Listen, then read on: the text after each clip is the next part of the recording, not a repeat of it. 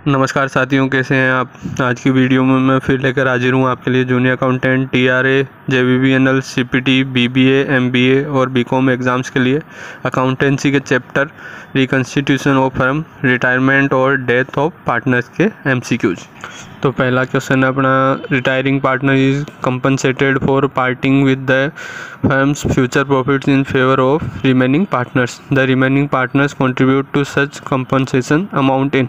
मतलब कोई जो रिटायर हो रहा होगा साझेदार, मतलब फर्म को छोड़ के जा रहा होगा, वो अपने जो भविष्य में जो फर्म के प्रॉफिट होंगे उसमें जो अपना हिस्सा होगा वो जो बचे हुए साझेदार हैं उनको देगा, मतलब उनके फेवर में उसको वो हिस्सा दे देगा। तो बचे हुए साझेदार जो होंगे वो जो इसको क्षतिपूर्ति राशि होगी उसमें क्या हिस्सेदारी रहेगी या किस अनुपात में वो उसको बांटेंगे, उसको देंगे। तो यहाँ ऑप्शन ए आएगा गेनिंग रेशियो, यानी जो उनका लाभ का हिस्सा होगा जो उससे प्राप्त करेंगे वो उस रेशियो में वो उसको कंट्रीब्यूट करेंगे।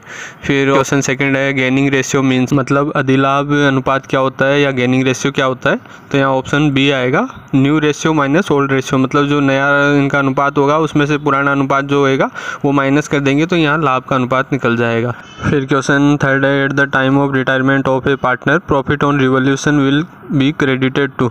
मतलब कि साझेदार के फर्म को छोड़ के जाने के समय या रिटायरमेंट के समय जो पुनर्मूल्यांकन का जो लाभ होगा, पुनर्मूल्यांकन जो अपन करेंगे उसको कहाँ क्रेडिट करेंगे या कहाँ जमा करेंगे अपन। तो यहाँ ऑप्शन बी आएगा capital accounts of all partners in old profit sharing ratio. मतलब जितने भी साझेदार हैं पुराने, इंक्लूडिंग मतलब उसको भी शामिल करेंगे जो अपना रिटायर होके जा रहा है, उसको सबको मिला के जो भी पुराने साझेदार हैं उनको सब उनके पूंजी खाते में अपन पुराने जो इनका प्रॉफिट शेयरिंग रेशियो है, जो पुराना लाभ विभाजन रेशियो जो है, अनुपात है, उसमें इनको जमा करते हैं, क्रेडिट करते हैं उनके पूंजी खाते में। फिर क्वेश्चन फोर्थ है, what treatment is made of accumulated profits and losses on the retirement of a partner. मतलब कोई साझेदार अगर फर्म को छोड़कर जा रहा है या वो रिटायर हो रहा है तो जो इकट्ठा जो लाभ और हानि जो पड़ा है, जिनका बैलेंस पड़ा है अपना, उनका क्या अपन ट्रीटमेंट करेंगे या उनका क्या अपन व्यवहार करेंगे उनके साथ, किस हिसाब से उसको अपन दिखाएंगे बुक्स में। तो यहाँ ऑप्शन ए आएगा credited to all partners capital account in old profit sharing ratio.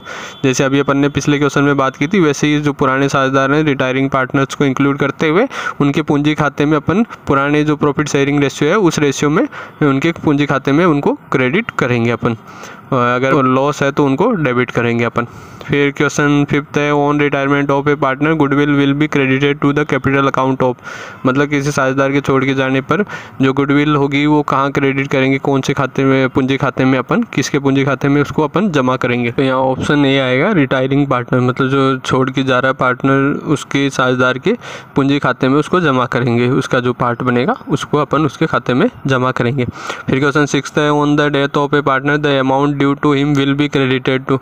मतलब कोई साझेदार की डेथ हो जाती है, उसकी मृत्यु हो जाती है, तो जो उसको अमाउंट बनती है, ड्यू जो होती है उसके पेटे, वो कहाँ जमा की जाएगी। तो यहाँ ऑप्शन सी आएगा हिज एग्जीक्यूटर्स अकाउंट, मतलब उसके निर्वाहक खाते में। मतलब जो निर्वाहक होगा उसके बाद जो भी उसके अंडर में आता होगा, उसकी पत्नी, बेटा जो भी होगा उसके खाते में ये जमा किए जाएंगे। क्वेश्चन सेवंथ है, what general entry will be recorded for writing of the goodwill already existing in balance sheet at the time of retiring of a partner. मतलब कोई साझेदार फर्म को छोड़कर जा रहा है तो उस डेट पर जो अपने चिट्ठे में गुडविल शो हो रही होगी उसको अपन कैसे राइट ऑफ करेंगे या उसका कैसे अपलेखन करेंगे, तो जो एंट्री क्या होएगी उसके लिए। तो यहाँ ऑप्शन बी आएगा debit all partners capital account including retiring in old ratio और क्रेडिट गुडविल अकाउंट। मतलब जो पुराने साझेदार हैं रिटायरिंग पार्टनर को शामिल करते हुए उनको तो डेबिट हो जाएगी उनकी पूंजी खाता, और जो गुडविल अकाउंट है वो क्रेडिट हो जाएगा। क्यों ऐसा क्यों होगा, क्योंकि गुडविल असेट्स है और उसकी नेचर जैसे असेट्स की मैंने पहले ही बताई थी डेबिट होना होती है, और यहाँ अपन उसको ख़त्म कर रहे हैं तो यहाँ उल्टी साइड में ये क्रेडिट हो जाएगा। और पार्टनर्स के कैपिटल अकाउंट क्रेडिट होती है इनका नेचर, क्योंकि लायबिलिटी है, तो ये अब ये कम होएगी अपनी, तो इसलिए इसको डेबिट साइड में अपन दिखाएंगे। तो यहाँ ऑप्शन बी आएगा। फिर क्वेश्चन 8 है, how goodwill is recorded on the retirement of a partner. मतलब कि जब रिटायर होगा कोई पार्टनर तो गुडविल को अपन किस हिसाब से दर्ज करेंगे। तो यहाँ ऑप्शन ए आएगा debit remaining partners capital account in gaining ratio and credit retiring partners capital account with his share of goodwill. मतलब पिछले क्वेश्चन में तो अपन ने बात की कि अपने बुक्स में अगर गुडविल पहले से शो हो रही है उसको अपन ख़त्म करके और फिर अपन एंट्री कर रहे हैं तो क्या एंट्री होगी, जबकि इसमें अपने को बुक्स में ये शो नहीं हो रही है, सिर्फ अपन ने इसकी वैल्यू निकाली है गुडविल की और अब उसको पार्टनर को उसका हिस्सा अपने को गुडविल में से देना है, तो क्या एंट्री होगी। तो यहाँ ऑप्शन ए है, जैसा पहले बात की है, जो बचे हुए जो साझेदार होंगे उनको तो अपन डेबिट करेंगे पूंजी खाते को, उनके जो अधिलाभ जो रेशियो है अनुपात है उसमें, और जो छोड़कर जा रहा है रिटायरिंग पार्टनर है उसकी पूंजी खाते को अपन क्रेडिट करेंगे, उसके जो शेयर ऑफ गुडविल है या जो उसका शेयर था पहले प्रॉफिट में उसके हिसाब से गुडविल में जो शेयर बनता है उसको अपन क्रेडिट कर देंगे। तो ये वही बात है कि जो पूंजी खाते की जो नेचर होती है वो क्रेडिट होना होती है रिटायरिंग पार्टनर की। अब यहाँ पूंजी बढ़ेगी क्योंकि उसको उसका शेयर मिलेगा तो यहाँ उसको क्रेडिट कर देंगे, जबकि जो रिमेनिंग पार्टनर्स है उनकी कैपिटल कम होएगी क्योंकि उनने गेन किया है, तो गेनिंग के हिसाब से उनको यहाँ पूंजी कम होएगी तो उनकी पूंजी डेबिट हो जाएगी। फिर क्वेश्चन 9th है, A B and C are partners in 3:4:2. B wants to retire from the firm. The profit on the revolution on that date was ₹36,000. New ratio of A and C is 5:3.